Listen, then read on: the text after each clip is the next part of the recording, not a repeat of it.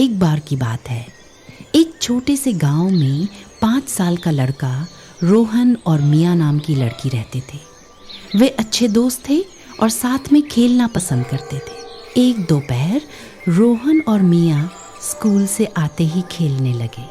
रोहन को अपने घर के पास एक पत्थर के नीचे एक पुराना मैप मिला। उस पर एक बड़ा लाल एक्स का निशान था जो दिखा रहा था कि जंगल ऑफ विस्पर्स के अंदर कुछ बहुत बढ़िया छिपा है।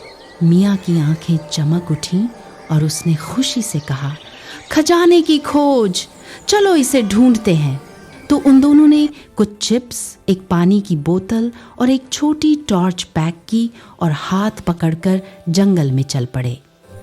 ऊंचे पेड़ उन्हें घेरे हुए थे, पक्षी खुशी से चहचहा रहे थे और पत्तियों के बीच से सूरज की रोशनी झांक रही थी। जंगल में थोड़ा अंदर जाने के बाद उन्हें लगा कि वे खो गए हैं और अब वे कभी घर वापस नहीं जा सकते। वे रोने और सिसकने लगे। अचानक उन्होंने अपने पीछे एक गहरी आवाज सुनी। हेलो, छोटे खोजकर्ता, कुछ मदद चाहिए? और उन्होंने देखा कि एक बड़ा रोएंदार भूरा भालू था जिसने एक छोटी सी टोपी पहनी हुई थी और वह इंग्लिश में बात कर रहा था। मैं बेनी द बेयर हूँ कि अब रो मत और मुझे मैप दिखाओ। रोहन ने उसे मैप दिखाया। थोड़ी देर मैप देखने के बाद बेनी ने कहा, हम मेरे पीछे आओ, लेकिन ध्यान से, ये जंगल बहुत जादुई है।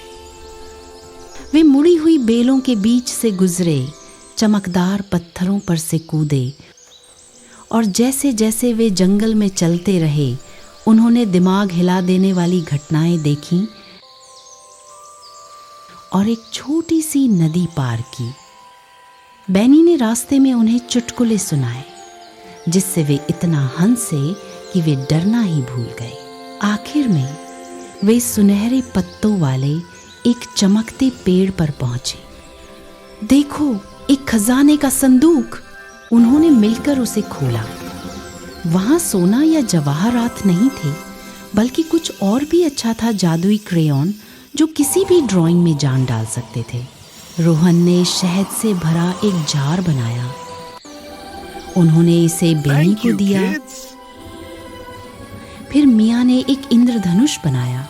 यह पेज से बाहर निकला और जंगल को रोशन कर दिया और पेड़ों के ऊपर झिलमिला रहा था। लेकिन रोहन और मिया ने क्रेयॉन को खजाने के संदूक में वापस रखने का फैसला किया। रोहन और मिया ने बेनी को गले लगाया। हमारी मदद करने के लिए धन्यवाद। उन्होंने बेनी को बाय कहा और जंगल के बाहर आ गए। बेनी ने कहा, और एडवेंचर के लिए जल्दी वापस आना।